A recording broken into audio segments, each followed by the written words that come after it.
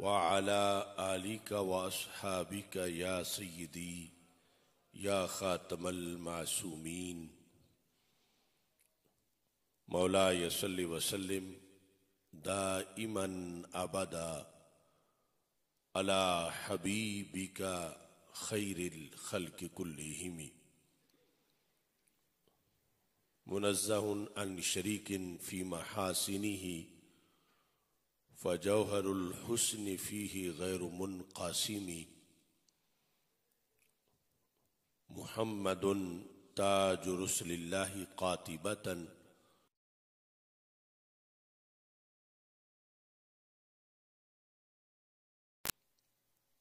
محمد ذكره روح لأنفسنا محمد شكره فرد على الأمم ربي صل وسلم دائما أبدا على حبيبك خير الخلق كلهم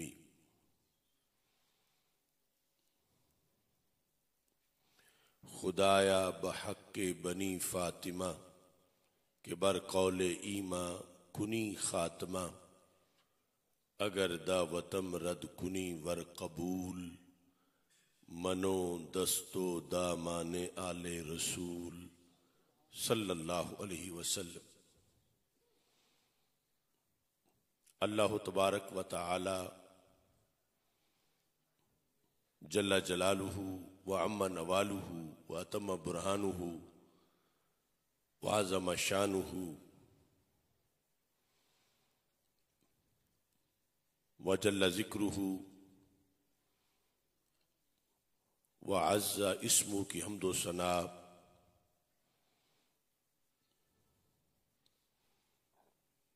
اور حضور سرور کائنات مفخر موجودات زینت بزم کائنات دستگیر جہاں غم گسار زمان سید سروراں حامی بے کساں قائد المرسلین خاتم النبیین احمد مجتبی جناب محمد مصطفیٰ صلی اللہ علیہ وآلہ واصحابہ وبارک وسلم کے دربار گوہر بار میں ہدیہ درود و سلام عرض کرنے کے بعد السلام علیکم ورحمۃ اللہ وبرکاتہ۔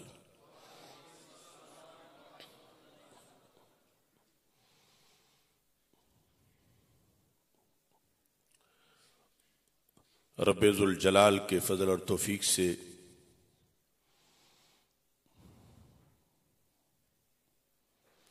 پورے ملک میں آل پاکستان سنی کانفرنس کی تیاریوں کے سلسلہ میں سنی کنونشنز کا انعقاد کیا جا رہا ہے۔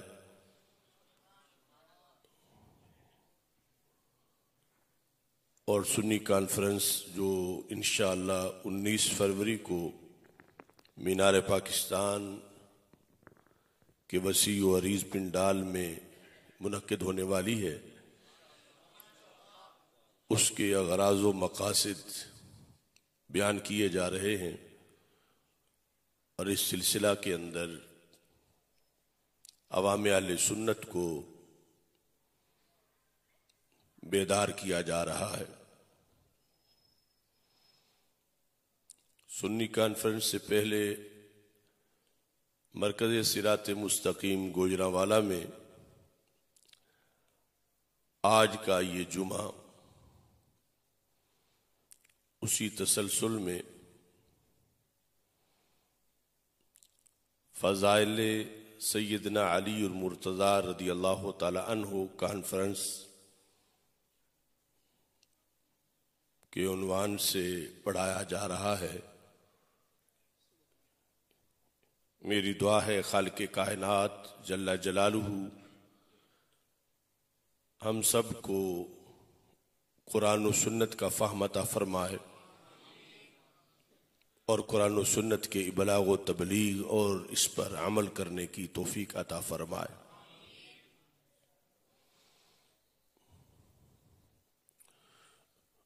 قرآن مجید برہان رشید میں رب ذوالجلال نے یہ ارشاد فرمایا ہے، ان الذین آمنوا وعملوا الصالحات سیجعل لهم الرحمن ودا، بے شک وہ لوگ جو ایمان لائے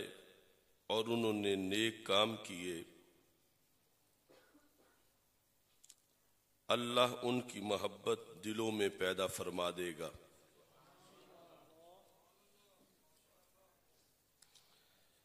یہ آیت کریمہ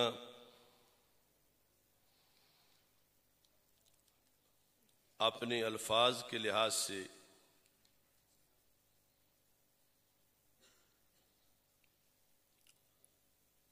جہاں جہاں بھی یہ اوصاف پائے جائیں، اہل ایمان اور اہل تقوی جتنی ہستیاں ہیں ان سب کی محبت رب ذوالجلال جو اپنے بندوں کے دلوں میں پیدا فرماتا ہے، ان ساری ہستیوں کی محبت کے لحاظ سے یہ آیت کریمہ ایک دلیل ہے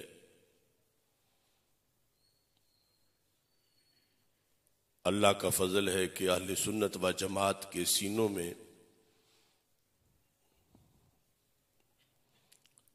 اہل بیت اطہار رضی اللہ تعالیٰ عنہم، صحابہ کرام رضی اللہ تعالیٰ عنہم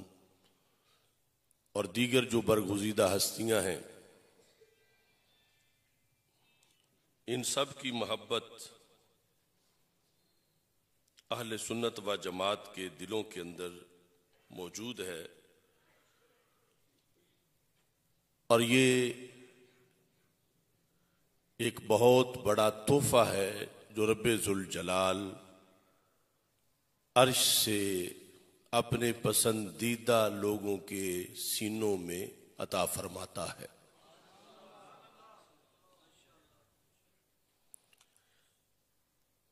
اس آیت کریمہ کے لحاظ سے بالعموم تو ہر پاک ہستی کی محبت کی جو فضیلت ہے وہ اس سے ثابت ہے، لیکن خصوصی طور پر حضرت عبداللہ بن عباس رضی اللہ تعالی عنہما آپ سے سیکا سند کے ساتھ اس آیت کی جو تفسیر مروی ہے، جس کو امام طبرانی نے معجم اوسط میں ذکر کیا، وہ تفسیر یہ ہے کہ حضرت عبداللہ بن عباس رضی اللہ تعالی عنہما ارشاد فرماتے ہیں، نازلت فی علی رضی اللہ تعالی عنہ، کہ یہ آیت کریمہ جس میں رب ذوالجلال نے یہ وعدہ کیا ہے کہ جو بھی ایمان لاتا ہے اور نیک کام کرتا ہے اللہ اسے اپنے بندوں کا محبوب بنا دیتا ہے اور اپنے بندوں کے دلوں میں اس کی محبت پیدا فرماتا ہے۔ یہ آیت حضرت سیدنا علی المرتضی رضی اللہ تعالی عنہ کے حق میں نازل ہوئی، یعنی بالعموم تو ہر نفوس قدسیہ میں سے ہر ہستی کی جو محبت ہے وہ اسی سے ثابت ہے، وصف اور شرط کی بنیاد پر، لیکن خصوصی طور پر حضرت عبداللہ بن عباس رضی اللہ تعالی عنہما کے فرمان کے مطابق نازلت فی علی رضی اللہ تعالی عنہ، حضرت مولا علی رضی اللہ تعالی عنہ کے بارے میں اللہ نے اس آیت کو نازل کیا، اور آج بھی ہم دیکھتے ہیں کہ وہ محبت علی اہل حق کے دلوں میں موجود ہے، اور حضرت مجدد الفسانی رحمۃ اللہ علیہ فرماتے ہیں پس محبت حضرت امیر شرط تسنن آمد، کہ حضرت مولا علی رضی اللہ تعالی عنہ کی محبت سنی ہونے کی شرط ہے، اور جو بھی یہ محبت نہ رکھے از اہل سنت خارج است، وہ اہل سنت سے خارج ہے اور اس کا نام خارجی پڑ جاتا ہے، اور جو سنی ہو اس کے لیے حضرت مولا علی رضی اللہ تعالی عنہ کی محبت کو شرط قرار دیا گیا ہے۔ نبی اکرم نور مجسم شفیع معظم صلی اللہ علیہ وسلم کی ذات گرامی کا فیضان چونکہ سارے انبیاء کرام علیہم السلام پر بھی ہے، اور پھر اس امت کی جتنی ہستیاں ہیں ان سب کے بارے میں یہ یقین رکھنا ضروری ہے کہ انہیں جو کچھ ملا وہ رسول اکرم صلی اللہ علیہ وسلم کے صدقے میں ملا، اور سرکار دو عالم صلی اللہ علیہ وسلم کی وساطت سے ملا۔ ایسے ہی صحابہ کرام رضی اللہ تعالی عنہم اور اہل بیت اطہار رضی اللہ تعالی عنہم کی جتنی عظیم سے عظیم تر ہستیاں ہیں وہ سارے کے سارے رسول اکرم نور مجسم شفیع معظم صلی اللہ علیہ وسلم کے طفیل، آپ کے صدقے اور آپ کے وسیلہ سے عظمتیں پانے والے ہیں اور فیض یاب ہونے والے۔ جس طرح باقی ساری ہستیوں کے بارے میں یہ اعتقاد ہے، حضرت مولا علی رضی اللہ تعالی عنہ کے بارے میں بھی اہل سنت و جماعت کا یہ اعتقاد ہے کہ آپ کو جو جو فضیلت ملی اور جو جو مقام و مرتبہ ملا وہ ہمارے آقا و مولا حضرت محمد مصطفیٰ صلی اللہ علیہ وسلم کے وسیلہ جلیلہ سے ملا۔ اس میں ظاہر اور باطن ہر لحاظ سے وہ کمالات، وہ فضائل اور وہ خوبیاں شامل ہیں۔ اس سلسلہ کے اندر حضرت مولا علی رضی اللہ تعالی عنہ کے بارے میں حضرت فضالہ روایت کرتے ہیں، جو کہ مسند امام احمد میں موجود ہے، اور اس کے بھی راوی سیکا راوی ہیں کہ حضرت مولا علی رضی اللہ تعالیٰ عنہ کہتے ہیں کہ ایک موقع پر مجھے جس وقت شدید علالت کی صورت میں نبی اکرم نور مجسم شفیع معظم صلی اللہ علیہ وسلم نے دیکھا، میری عیادت کی اور مجھے حوصلہ دیا، تو رسول اللہ صلی اللہ علیہ وسلم نے اس کے ساتھ ہی میری عمر کے تعین اور میرے مستقبل کو بھی اپنے پیش نظر رکھتے ہوئے یہ ارشاد فرمایا، انی لست میتم من مرضی ھذا۔ سرکار نے خبر دیتے ہوئے فرمایا کہ علی، آپ یہ جو بیماری آپ پر آئی ہے اس کی وجہ سے آپ دنیا سے جانے والے نہیں ہیں، اور ساتھ ہی فرمایا کہ انہ عہد الی رسول اللہ صلی اللہ علیہ وسلم، اللہ کے رسول علیہ الصلوۃ والسلام نے مجھ سے یہ عہد کیا انی لا اموت حتی تختب ہذہ من ہذہ، آپ نے یہ گارنٹی دی کہ علی اس وقت تک آپ دنیا سے نہیں جائیں گے کہ جب تک یہ چیز یعنی داڑھی کی طرف، حضرت مولا علی رضی اللہ تعالی عنہ کی داڑھی کی طرف رسول پاک صلی اللہ علیہ وسلم نے اشارہ کر کے فرمایا کہ جب تک یہ چیز رنگین نہیں ہو جائے گی، من دمن یعنی من دمن ہذہ یعنی ہامہ، کہ جس وقت تک آپ کی یہ چیز آپ ہی کے خون سے زخمی ہونے کی وجہ سے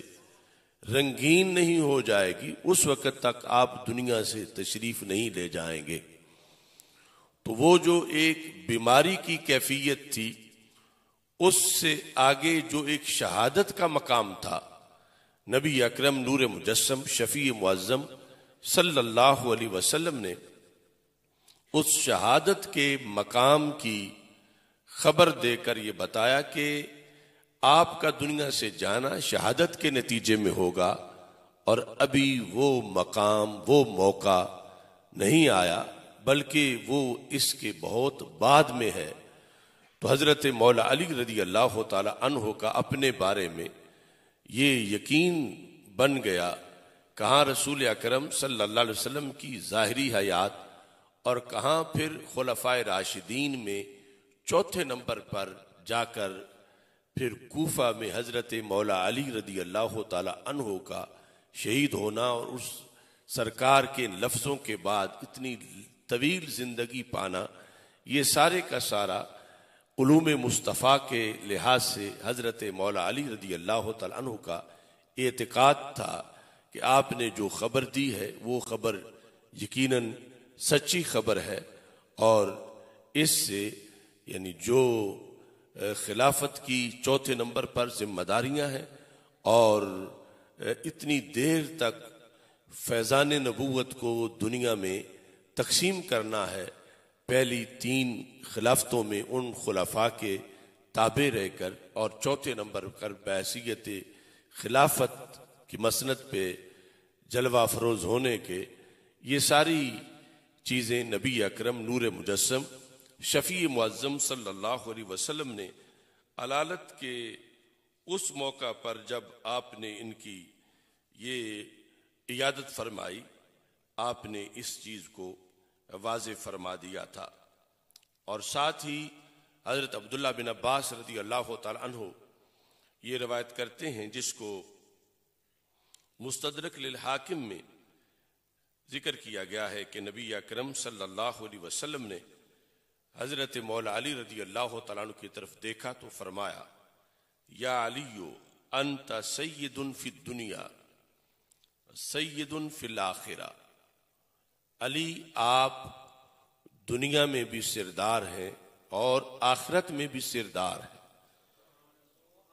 وحبیبوں کا حبیبی، جو آپ کا پیارا ہے وہ مجھے پیارا ہے، وحبیبی حبیب اللہ، اور جو مجھے پیارا ہے وہ اللہ کو پیارا ہے، وعدو کا عدوی، جو آپ کا دشمن ہے وہ میرا دشمن ہے،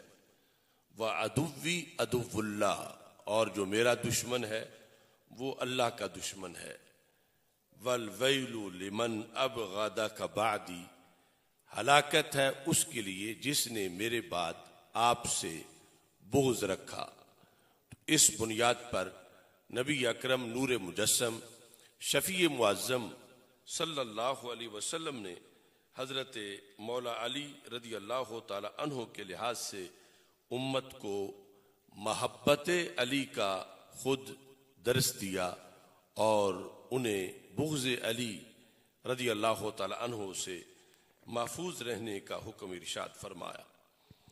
اور ساتھ ہی غدیر خم کے موقع پر ہمارے آقا صلی اللہ علیہ وسلم نے جس وقت کے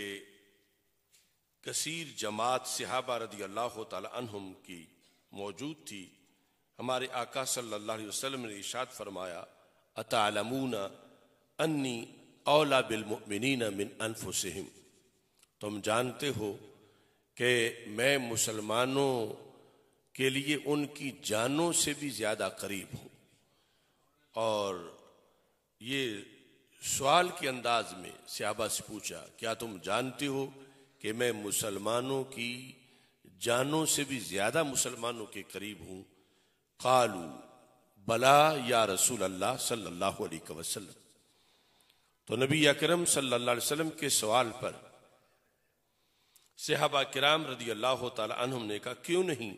یا رسول اللہ صلی اللہ علیہ وسلم، آپ سارے مسلمانوں کے لیے مسلمانوں کی جانوں سے بھی زیادہ قریب۔ تو اس پر ہمارے آقا صلی اللہ علیہ وسلم نے یہ ارشاد فرمایا من کنت مولاہ فہذا مولاہ، یا دوسری حدیث ہے فعلی مولاہ، کہ جس کا میں مولا ہوں اس کے حضرت مولا علی رضی اللہ تعالی عنہ بھی مولا ہے۔ اللہم والی من والاہ وعاد من عاداہ، اے اللہ ہر اس بندے سے محبت کر تو کہ جو حضرت مولا علی رضی اللہ تعالی عنہ سے محبت کرتا ہے، اور اے اللہ ہر اس بندے سے تو دشمنی رکھ جو حضرت مولا علی رضی اللہ تعالی عنہ سے دشمنی رکھتا ہے۔ نبی اکرم نور مجسم شفیع معظم صلی اللہ علیہ وسلم نے حضرت مولا علی رضی اللہ تعالی عنہ کی سیادت کا اور سروری کا مختلف مواقع پر تذکرہ کیا۔ مستدرک للحاکم میں یہ حدیث بھی موجود ہے جس کو حضرت سیدنا جابر رضی اللہ تعالی عنہ روایت کرتے ہیں کہ ہمارے آقا صلی اللہ علیہ وسلم نے ارشاد فرمایا ادعو لی سید العرب، کہ سید العرب کو بلا کے لے آؤ، میرے لیے سید العرب کو بلاؤ۔ جس وقت آپ نے یہ ارشاد فرمایا تو اس سلسلہ کے اندر اب بلانے والوں کے لیے یہ تھا کہ ہم کس کو بلائیں، اور جب سرکار فرماتے ہیں کہ سید العرب کو بلا کے لے آؤ تو پھر ظاہر ہے کہ سرکار سے علاوہ کوئی سید العرب ہے، جبکہ اس سے پہلے سید العرب کے مفہوم کے لحاظ سے سب کے ذہن میں یہی تھا کہ خود رسول اکرم صلی اللہ علیہ وسلم سید العرب ہیں۔ فقالت عائشہ، تو سید عائشہ صدیقہ رضی اللہ تعالی عنہا نے یہ کہا الستا سید العرب، کہ یا رسول اللہ صلی اللہ علیہ وسلم کیا آپ سید العرب نہیں ہیں؟ یعنی جب آپ فرماتے ہیں کہ سید العرب کو بلاؤ تو پتہ چلا کہ سید العرب کوئی اور ہستی ہے، جبکہ ہم تو یہ سمجھتے ہیں کہ آپ خود سید العرب صلی اللہ علیہ وسلم۔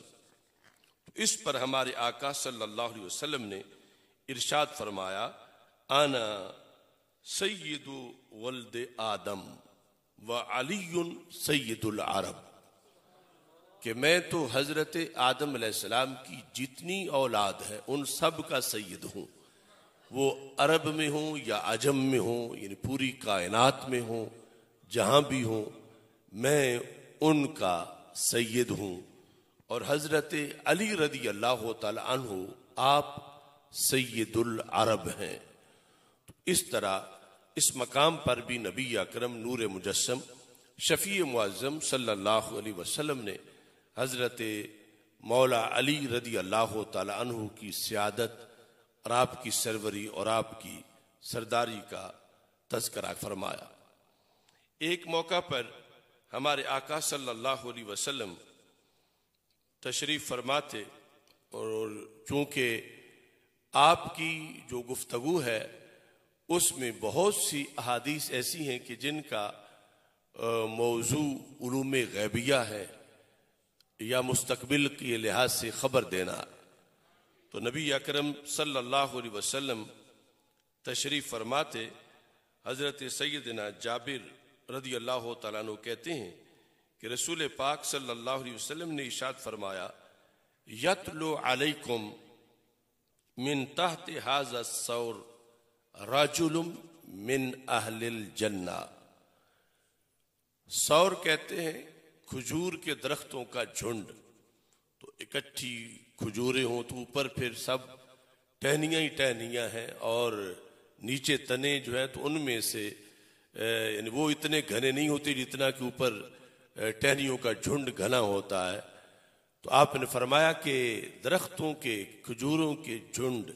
اس جھنڈ کے نیچے سے ابھی تمہارے پاس ایک شخص جلوہ گر ہوں گے جو کہ یقینی جنتی شخص ہیں۔ یعنی یہ جو اس طرح کی جتنی بھی حدیثیں ہیں تو اس میں یعنی وہ عشرہ مبشرہ کے لحاظ سے ہوں یا باقی، تو ایک تو یہ یقین رکھنا چاہیے کہ صحابہ کرام رضی اللہ تعالیٰ عنہم سارے کے سارے جنتی ہیں، اور پھر ان میں سے پھر بعض کو خصوصی طور پر یہ بشارت کئی بار دی گئی، متعدد بار اکٹھے یا جدا جدا کئی ایسی ہستیاں ہیں جن کا یوں تذکرہ کیا گیا۔ تو اس موقع پر ہمارے آقا صلی اللہ علیہ وسلم نے فرمایا کہ ابھی طلوع ہوگا، یعنی اچانک آ جائیں گے ایک شخص اور وہ جنتی ہیں۔ اب جو بیٹھے تھے وہ سارے شوق سے ادھر دیکھ رہے تھے کہ اچانک اب کس کا سامنے سے ظہور ہوتا ہے۔ تو حضرت جابر رضی اللہ تعالیٰ عنہ کہتے ہیں، فطلع ابو بکر رضی اللہ تعالیٰ عنہ، تو اس طرف سے جو تشریف لائے وہ حضرت ابو بکر صدیق رضی اللہ تعالیٰ عنہ تھے۔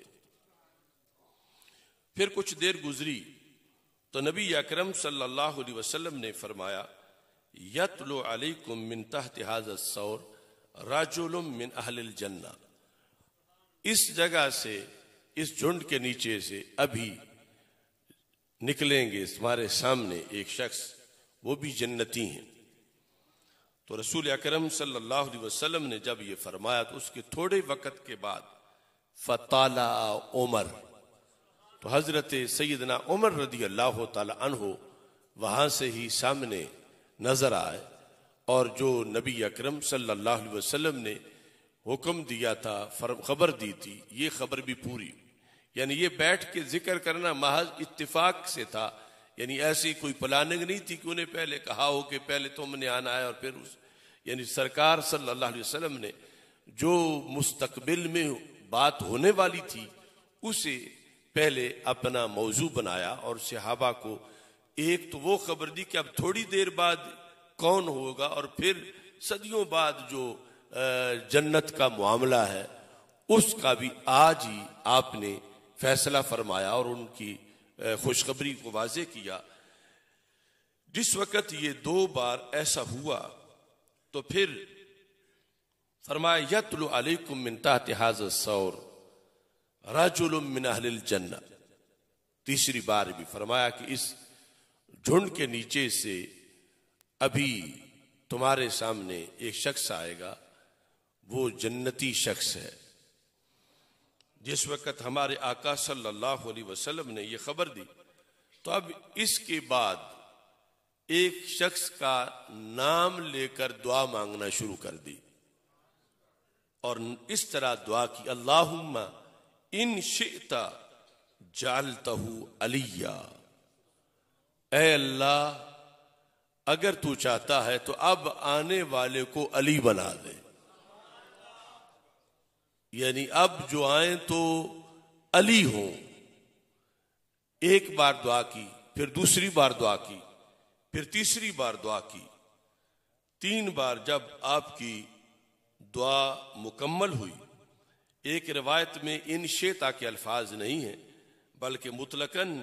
اس طرح ہے، اللہم اجعلہ علیہ، اے اللہ اب آنے والا علی ہو۔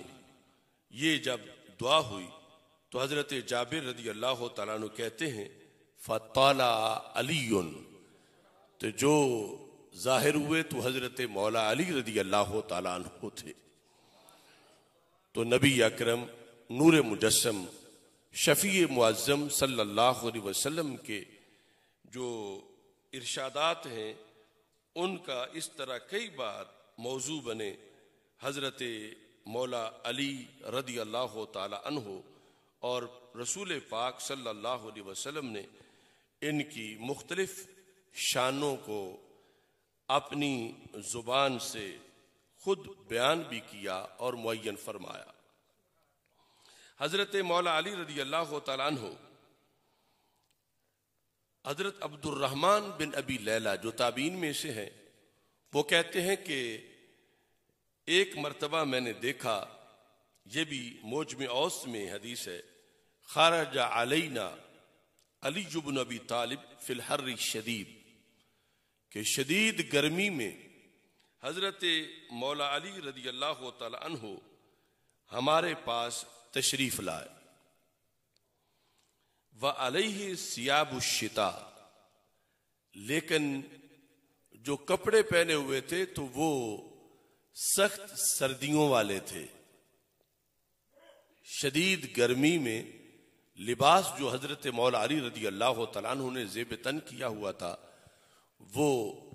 سردیوں والا لباس تھا۔ وخرج علینا فی الشتاء وعلیہ ثیاب الصیف، اور ایسے ہی ہم نے یہ بھی دیکھا کہ سردیوں میں آپ نے گرمیوں والا لباس پہنا ہوا تھا،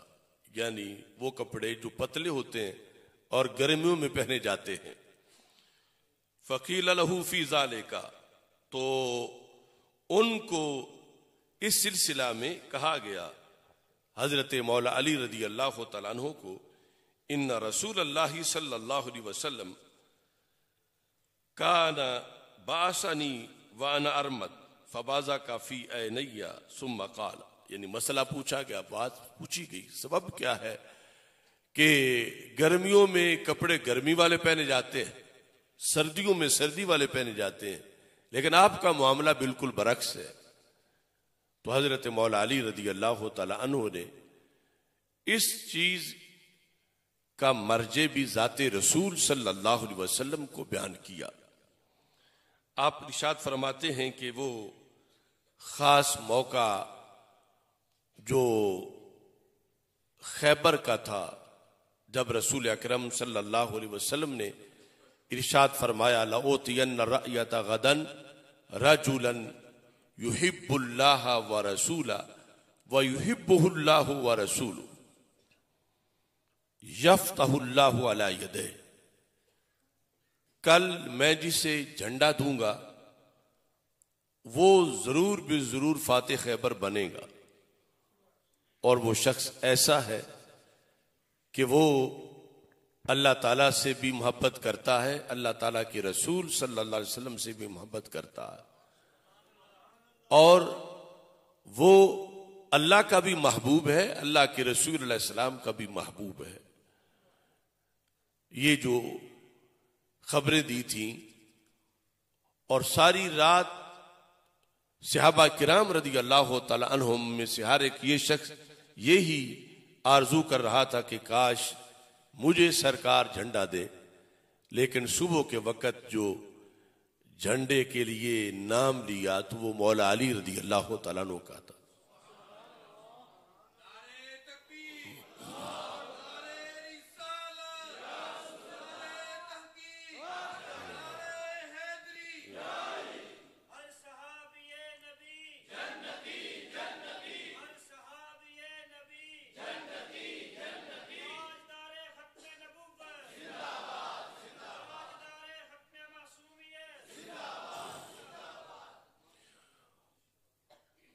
لیکن حضرت مولا علی رضی اللہ تعالیٰ عنہ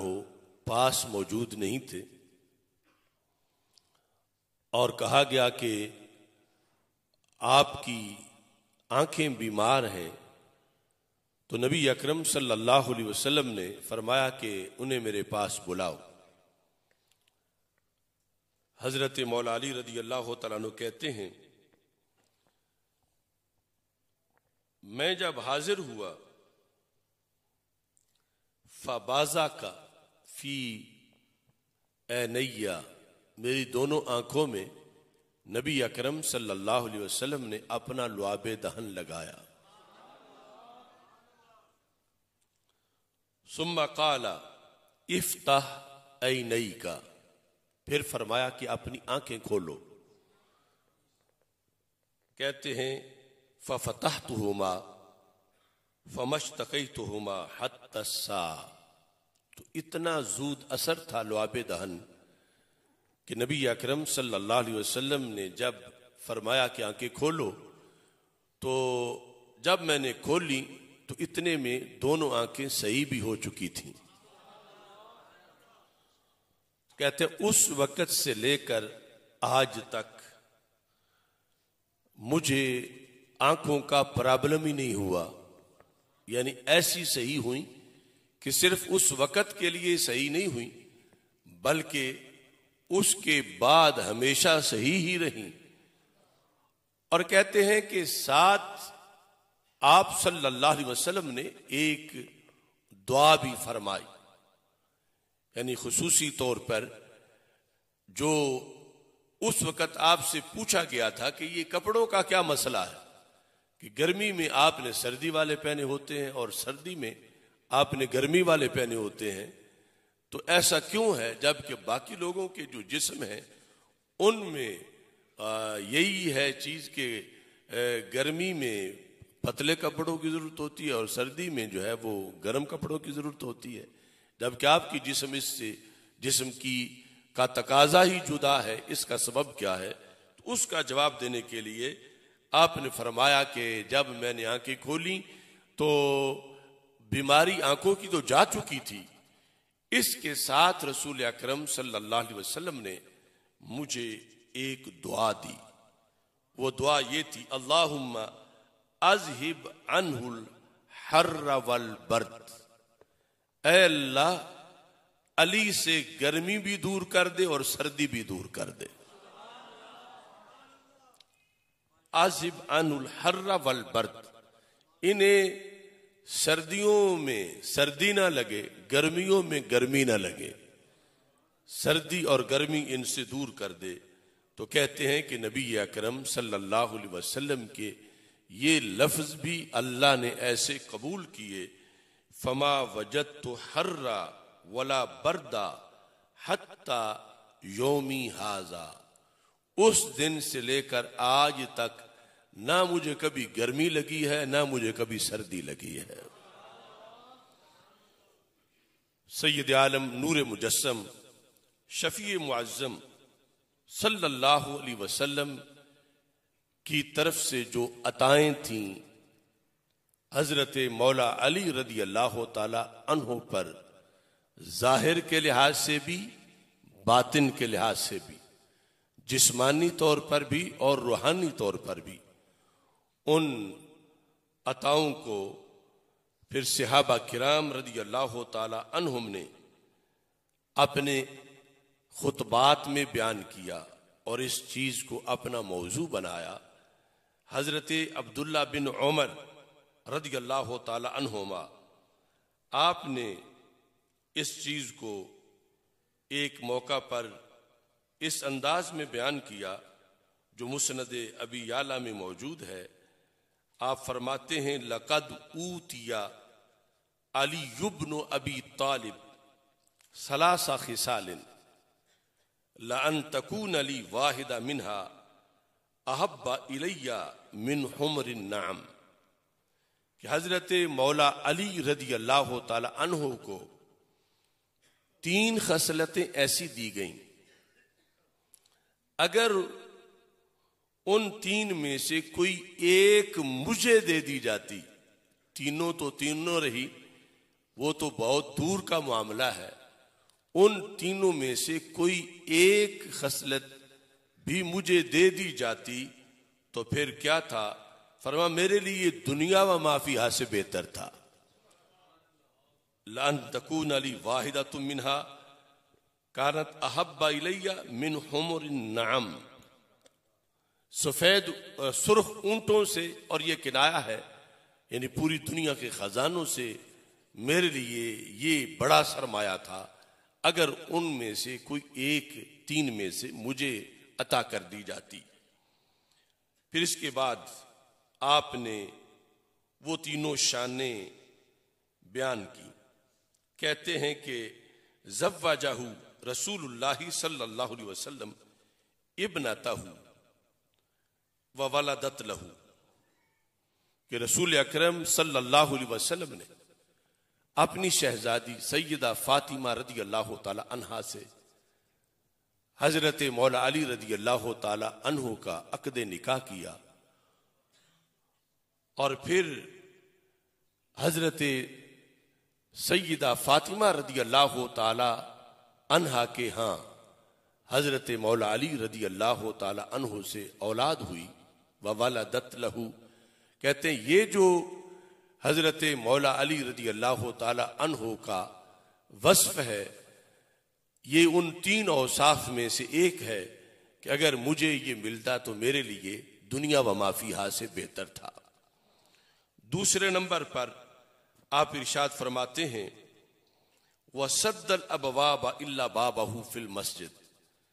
کہ نبی اکرم نور مجسم شفیع معظم صلی اللہ علیہ وسلم نے آپ کے دروازے کے سوا باقی دروازوں کو بند کروایا۔ مسجد نبوی شریف کے لحاظ سے یہ بھی ایک ایسی خصوصیت تھی کہ جو اللہ تعالی مجھے دیتا تو میں یہ سمجھتا کہ یہ میرے لیے دنیا و ما فیہا سے بہتر ہے۔ اور تیسرے نمبر پر آتاہ الرأیۃ یوم خیبر، خیبر کے دن جھنڈا جو ہے وہ رسول پاک صلی اللہ علیہ وسلم نے آپ کو دیا۔ اگر یہ جھنڈا مجھے ملتا اس دن تو میں سمجھتا کہ یہ میرے لیے دنیا و ما فیہا سے بہتر ہے۔ نبی اکرم نور مجسم شفیع معظم صلی اللہ علیہ وسلم کے دیے ہوئے جو مراتب ہیں ان کو ذکر کرتے ہوئے خود حضرت سیدنا عمر بن خطاب رضی اللہ تعالی عنہ آپ سے جو مروی ہے، امام بخاری رحمۃ اللہ علیہ نے باب مناقب علی بن ابی طالب القرشی الہاشمی رضی اللہ تعالیٰ عنہ کے اندر اس کو یوں ذکر کیا، کہتے ہیں قال عمر رضی اللہ تعالیٰ عنہ توفی رسول اللہ صلی اللہ علیہ وسلم وہو عنہ راض۔ صحابہ کے نزدیک یہ بھی ایک بڑی شانوں میں سے شان تھی، نہایت منفرد، کہ وہ کون کون سی ہستیاں ہیں کہ جن سے سرکار زندگی بھر کبھی ناراض نہ ہوئے ہوں کسی موقع پر بھی، اور رسول پاک صلی اللہ علیہ وسلم کی ظاہری حیات کی آخری گھڑی تک سرکار ان سے خوش رہے ہوں۔ تو حضرت عمر رضی اللہ تعالی عنہ نے کہا ان ہستیوں میں ایک ہستی حضرت مولا علی رضی اللہ تعالیٰ عنہ کی ہے۔ یہ صحیح بخاری کے اندر یعنی حضرت عمر رضی اللہ تعالیٰ عنہ سے یہ مروی ہے توفی رسول اللہ صلی اللہ علیہ وسلم وہو عنہ راض، یعنی اصل معیار ذات رسول علیہ السلام ہے، اور مولا علی آپ کی رضا کو اپنا نسب العین قرار دیتے تھے، اور پھر صرف قرار ہی نہیں دیا، عملاً اس پر یہ چیز ثابت بھی کی کہ ہمیشہ اس رستے پہ چلے جہاں چلنا رسول پاک صلی اللہ علیہ وسلم کو پسند ہے، اور وہ عادات اپنائیں جو کہ رسول پاک صلی اللہ علیہ وسلم کو پسند تھی، اور نبی اکرم نور مجسم شفیع معظم صلی اللہ علیہ وسلم کی اطاعت کے اندر آپ نے اپنی پوری زندگی بسر کی۔ اسی بنیاد پر حضرت عبداللہ بن مسعود رضی اللہ تعالی عنہ نے رسول پاک صلی اللہ علیہ وسلم سے یہ چیز روایت کی، جس کو دوسرے مقام پر سیدنا صدیق اکبر رضی اللہ تعالیٰ عنہ نے بھی روایت کیا ہے، قال رسول اللہ صلی اللہ علیہ وسلم النظر الی وجہ علی عبادہ۔ یہ جو حضرت عبداللہ بن مسعود رضی اللہ تعالیٰ عنہ سے روایت ہے، یہ مستدرک للحاکم اور طبرانی میں ہے، اور دوسری سند کے ساتھ حضرت صدیق اکبر رضی اللہ تعالیٰ عنہ سے بھی یہ روایت کیا گیا، جس کو سید عائشہ صدیقہ رضی اللہ تعالیٰ عنہ کے سوال کے جواب میں حضرت صدیق اکبر رضی اللہ تعالیٰ عنہ نے بیان کیا کہ نبی اکرم صلی اللہ علیہ وسلم نے ارشاد فرمایا النظر الی وجہ علی عبادہ، کہ حضرت مولا علی رضی اللہ تعالیٰ عنہ کے چہرے کو دیکھنا عبادت ہے۔ یہ ایک خلاصہ میں نے آپ کے سامنے حوالہ کے ساتھ عرض کیا۔ حضرت مولا علی رضی اللہ تعالی عنہ کے بارے میں آزمائش امت کی سب سے بڑی آزمائش آپ کی تعریف و توصیف کو بیان کرنے میں ہے، اور سب سے بڑی آزمائش آپ کی محبت کے لحاظ سے ہے، اور سب سے بڑی آزمائش آپ کے بغض سے بچنے کے لحاظ سے ہے۔ اسی بنیاد پر نبی اکرم نور مجسم شفیع معظم صلی اللہ علیہ وسلم نے وہ مشہور حدیث جو آپ نے ارشاد فرمائی، جس پر ہم کئی مواقع پہ گفتگو کر چکے ہیں، کہ فرما ان فیک مثلا من عیسیٰ، اے علی تمہارے اندر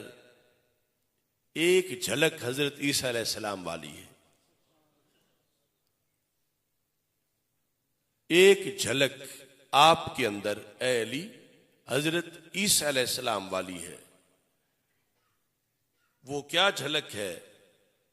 ابغضتہ الیہود حتی باہت امہ واحبتہ النصارى حتی نزلوہ بالمنزل الذی لیس بہ۔ فرمایا کہ وہ جھلک یہ ہے کہ حضرت عیسیٰ علیہ السلام کے بارے میں بھی آزمائش بڑی سخت تھی، آپ کے بارے میں بھی لوگوں کی آزمائش بڑی سخت ہے۔ وہاں عمومی طور پر تو یہ ہوتا ہے کہ اللہ والوں کے بغض کے لحاظ سے آزمائش ہوتی ہے، اور محبت تو محبت ہے، جتنی بھی ہو اس سے فائدہ ہی فائدہ ہے۔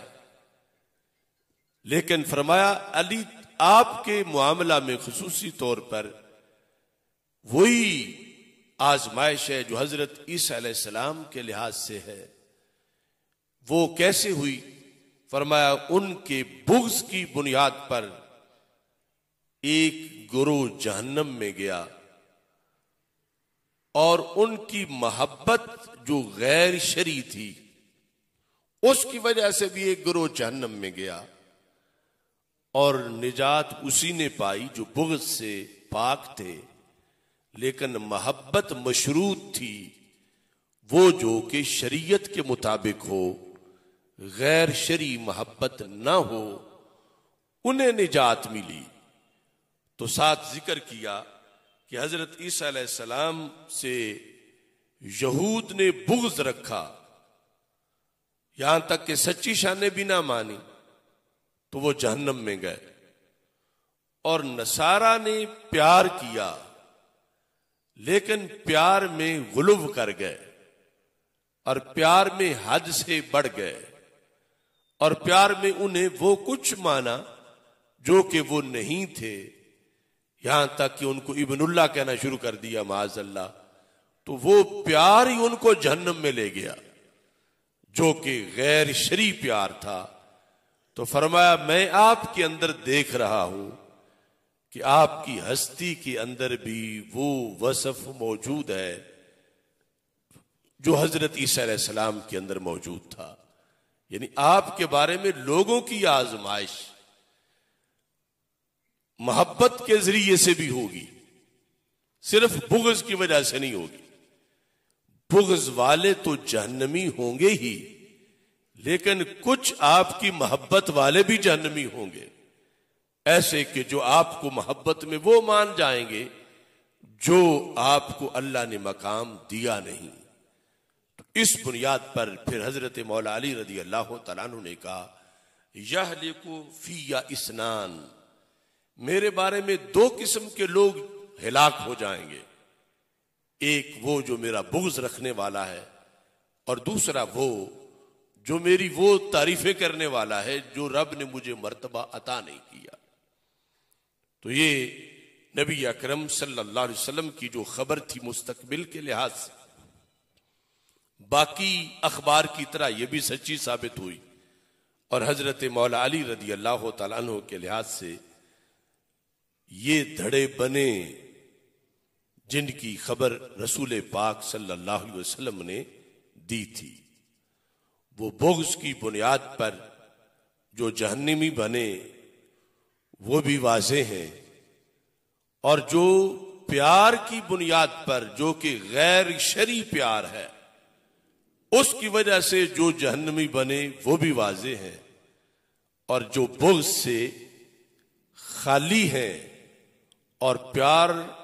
صرف وہ کرتے ہیں جو شریعت کے مطابق ہے، پیار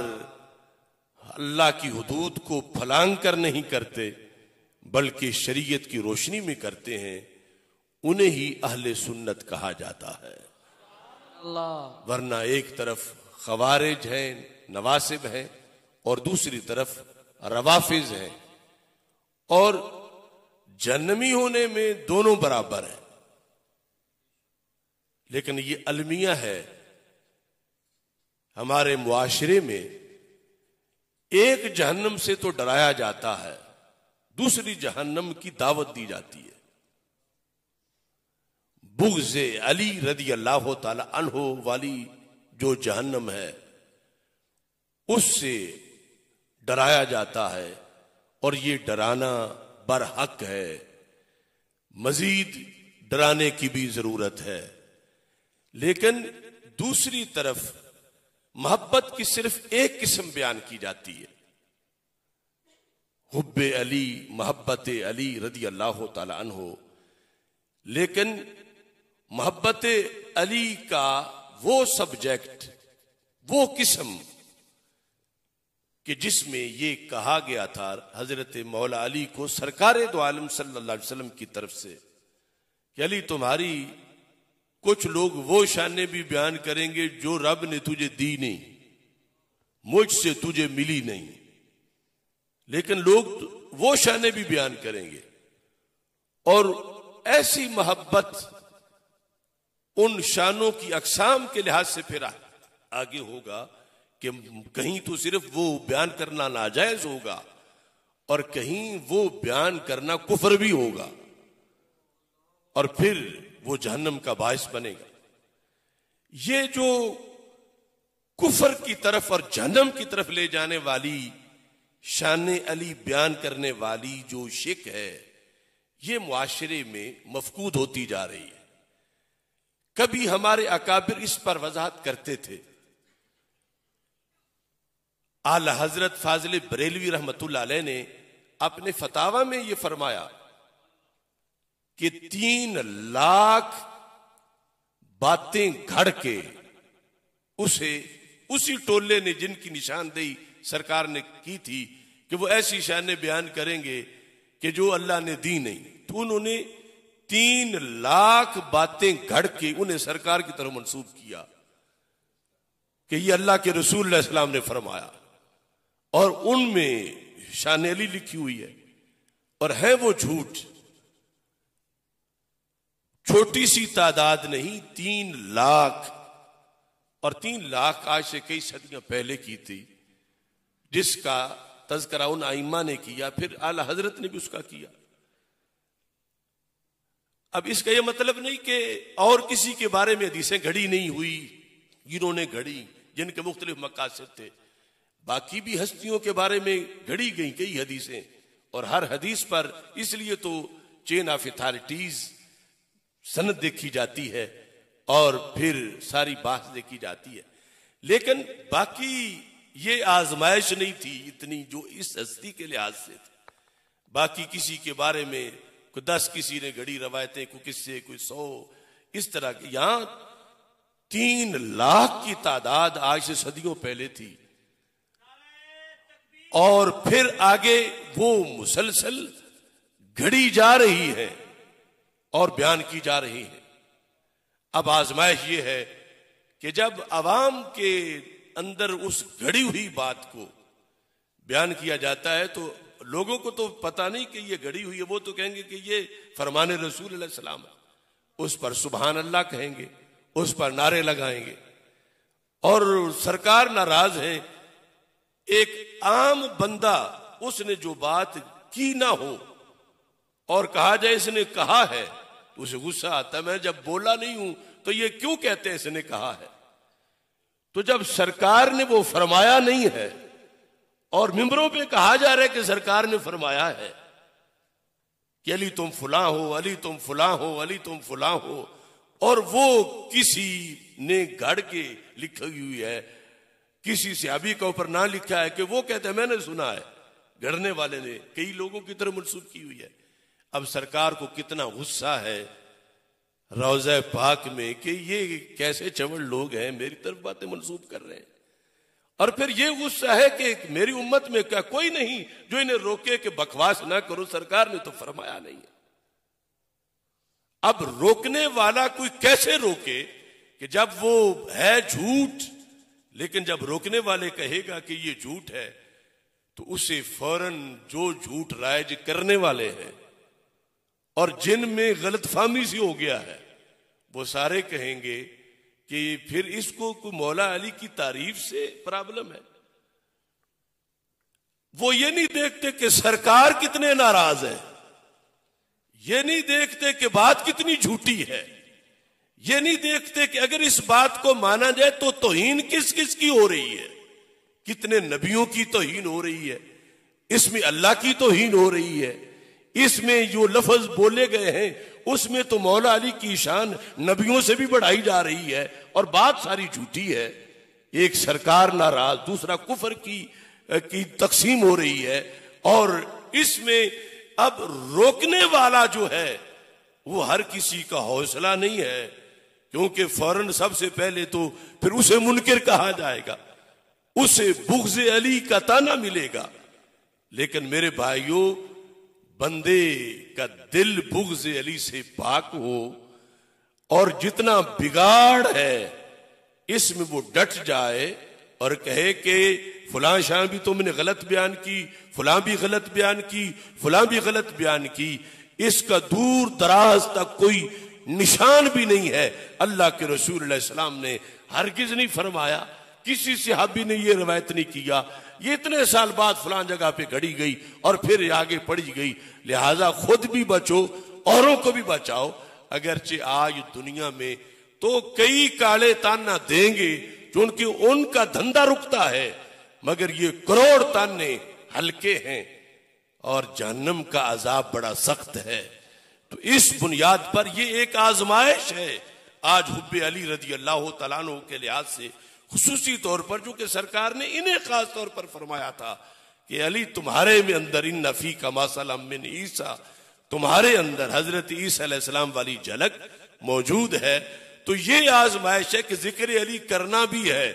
فضائل علی پڑھنے بھی ہیں، شان علی اور مناقب علی یہ سن کے خوش ہونا بھی ہے، لیکن ذات یہ بھی دیکھنا ہے کہ سچے ہوں، یہ بھی دیکھنا ہے کہ رستہ جنت کا ہو، یہ بھی دیکھنا ہے کہ وہ باتیں بندے کو جہنمی نہ بناتی ہوں، کیونکہ جس وقت وہ جھوٹی باتیں ہوں گی اور اس میں مولا علی رضی اللہ تعالیٰ عنہ کو استقلالن ماننے کا درس ہوگا. تو حضرت مجدد صاحب مکتوبات میں فرماتے ہیں پھر یہ حدم شریعت ہوگا، یہ اسلام پہ حملہ ہوگا، یہ زندگیت ہوگی، اور اس سے بندے کا اپنا ایمان بھی خراب ہو جائے گا اور اوروں کا بھی خراب کرے گا.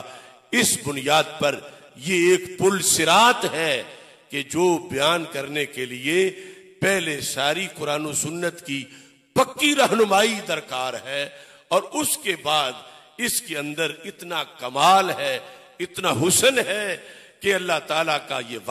وعدہ ہے، ان الذین آمنوا وعملوا الصالحات سیجعل لهم الرحمن ودا۔ ویسے تو ہر ولی کا پیار عرش کا تحفہ ہے، لیکن خصوصی طور پر مولا علی رضی اللہ تعالیٰ عنہ کا پیار یہ وہ ہے جو فرش سے نہیں عرش سے آتا ہے، بشرطے کہ اس کے پیچھے وہ دلائل ہو کہ جو قرآن و سنت سے ٹکراتے نہیں بلکہ قرآن و سنت کے پیغام کو آگے بڑھاتے ہیں۔ تو میں مطمئن ہوں میں نے آپ کو فضائل سنائے جو کہ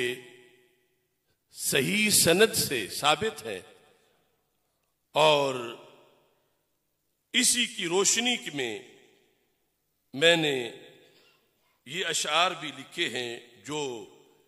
پیش کر کے پھر چونکہ سنی کانفرنس کے لحاظ سے پیغام دینا ہے اپنی بات کو سمیٹوں گا، اور مولانا ادریس صاحب آپ سے گفتگو کریں گے۔ دوش نبوی نے کیا تھا کس کو کعبے میں بلند، دوش نبوی نے کیا تھا کس کو کعبے میں بلند، قدسیوں سے جا کے پوچھو رفعت مولا علی۔ مولا علی یہ لفظ آپ نے زور سے بول دیں۔ دوش نبوی نے کیا تھا کس کو کعبے میں بلند، قدسیوں سے جا کے پوچھو رفعت شاہ مرداں شیر یزداں ہیبت اہل حرم۔ شاہ مرداں شیر یزداں ہیبت اہل حرم، پوچھ لو خیبر سے اب بھی قوت، پوچھ لو خیبر سے اب بھی قوت، وہ خلیفہ چہارم مرکز اہل صفا، وہ خلیفہ چہارم مرکز اہل صفا، بستی بستی میں عیاں ہے برکت، بستی بستی میں عیاں ہے برکت، جھومتا رہتا ہے سن سن نام صدیق و عمر، جھومتا رہتا ہے سن سن نام صدیق و عمر، جس کے سینے میں ہے روشن الفت، جس کے سینے میں ہے روشن الفت، جھومتا رہتا ہے سن سن نام صدیق و عمر، جس کے سینے میں ہے روشن الفت مولا۔ رافضی سن خارجی سن یہ ہے آصف کی صدا، یوں بیاں کرتے ہیں سنی عظمت، یوں بیاں کرتے ہیں سنی عظمت، یوں بیاں کرتے ہیں سنی عظمت مولا علی۔ دوش نبوی نے کیا تھا کس کو کعبے میں بلند، قدسیوں سے جا کے پوچھو رفعت مولا۔ تو اگر بغض علی ہو رضی اللہ تعالیٰ عنہ تو خارجیت اور ناسبیت بنتی ہے، اور محبت علی غیر شرعی ہو تو رافضیت و تفضیلیت بنتی ہے، اور اگر محبت علی شرعی طریقے سے ہو تو پھر سنیت بنتی ہے۔ اس بنیاد پر سنیت جو جنت کی ٹکٹ ہے، عقیدے کے پیپر کے پاس ہونے کا سبب اس کے سوا کچھ نہیں۔ مسلک حق اہل سنت و جماعت کے عقائد کو اجاگر کرنے کے لیے انشاءاللہ 19 فروری کو مینار پاکستان پر تاریخی کانفرنس منعقد ہو رہی ہے، اور یہ نہایت حساس اور اہم موڑ ہے تاریخ کا، جس میں اہل سنت کے مسلک کی احیاء کی ضرورت ہے. جب کسی پارٹی میں سے کچھ لوٹے نکلتے ہیں تو وہ عام پارٹیاں جو دنیا داری کی ہیں، پھر ضرورت پڑ جاتی ہے کہ اصل چہرے اجاگر کیے جائیں. تو ایک سیاسی لوٹے ہوتے ہیں، ایک اعتقادی لوٹے ہوتے ہیں. تو کچھ اعتقادی لوٹے جو دوسری پارٹیوں میں شامل ہوئے، وہ یہ بتانا فرض ہے کہ وہ خود گئے ہیں، اہل سنت اپنی جگہ قائم ہے اور ڈٹے ہوئے ہیں. وہ جا کے آگے دروگوئی کر رہے ہیں کہ ہم اتنے لے آئے ہیں، ان کی قیمت بھی ہمیں دو. تو ہم یہ بتانا چاہتے ہیں وہ تنہا گئے ہیں، وہ بکاؤ مال تھے، چلے گئے ہیں. لیکن فکر رضا والے اب بھی ڈٹے ہوئے ہیں، فکر مجدد الفسانی والے اب بھی قائم ہیں، فکر گنج بخش اور فکر غریب نواز والے اب بھی اپنے مورچے پہ کھڑے ہیں، اب بھی مسلک کی وہ پہرے داری کر رہے ہیں، اب بھی غوث پاک کے دیوانے اپنی جگہ قائم ہیں. امام اعظم ابو حنیفہ کے مستانے اپنی جگہ قائم ہیں، اب بھی حسنین کریمین کے دیوانے اپنی جگہ قائم ہیں، اب بھی صدیق و عمر عثمان و علی طلحہ و زبیر رضی اللہ تعالیٰ عنہم ان کے دیوانے اپنی جگہ قائم ہیں. یہ بات واضح کرنے کے لیے انشاءاللہ 19 فروری کو کہاں پہنچنا ہے؟ کہاں پہنچنا ہے؟ میں نے لکھا ہے چلو بنائیں دیار سنی، چلو بنائیں دیار سنی، اٹھو کے آئے بہار سنی، خزاں کی یورش بیچار سو ہے، صدا مظالم کی کو بکو ہے، ہوئے عقائد ہیں زخمی زخمی، گھٹن کے صدمے میں آرزو ہے، مچائے کوہرام ہیں مسائل، وطن کا سینہ لہو لہو ہے، اٹھو کے آئے بہار سنی، چلو بنائیں دیار سنی. ہمیں سے گلشن میں چہچہا ہے، ہمیں سے دھرتی کا دبدبا ہے، ہمیں سے ظلمت نے دیس چھوڑا، ہمیں سے روشن یہ سلسلہ ہے. ہمارا مسلک ہے بستی بستی، ہمارا چرچا ہی جا بجا ہے، اٹھو ہوئے ہیں تیار سنی، چلو بنائیں دیار سنی، چلو بنائیں دیار سنی. یہی ہے رستہ ہے اہل جنت، رہو وابستہ اہل سنت. ہو کتنی سختی کی آزمائش، نبھاؤ رشتہ اہل سنت، چکاؤ کتنی ہی بھاری قیمت، بچاؤ ورثہ اہل سنت. اٹھو بتائیں شعار سنی، اٹھو بچائیں شعار سنی، چلو بنائیں دیار سنی. پڑھو جریدہ اہل سنت، پڑھو عقیدہ اہل سنت، ازل سے قدسی کتابچوں میں لکھا قصیدہ اہل سنت. رہا ہے روشن صداقتوں سے ہمیشہ دیدہ اہل سنت. اٹھو ہوئے ہیں بیدار سنی،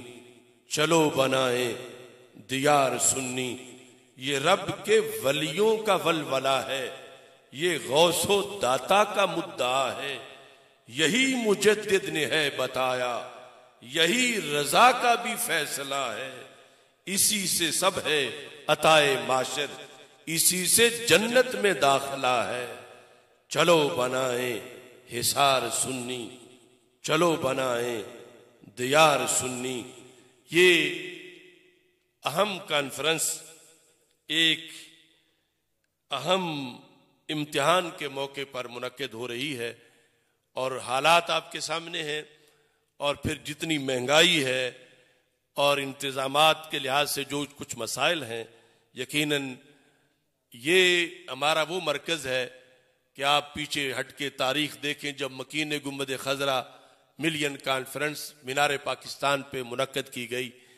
اور تاریخ کے مختلف حساس اور نازک جو موڑ تھے، بڑے بڑے اہم اجتماعات ہوئے، تو اس مرکز سے قافلے نکلے اور یہاں انتظامات کے لحاظ سے ہمیشہ پلاننگ ہوئی. آج پھر وہی موقع ہے. مفتی ادریس جلالی صاحب اب آتے ہیں اور آپ کے سامنے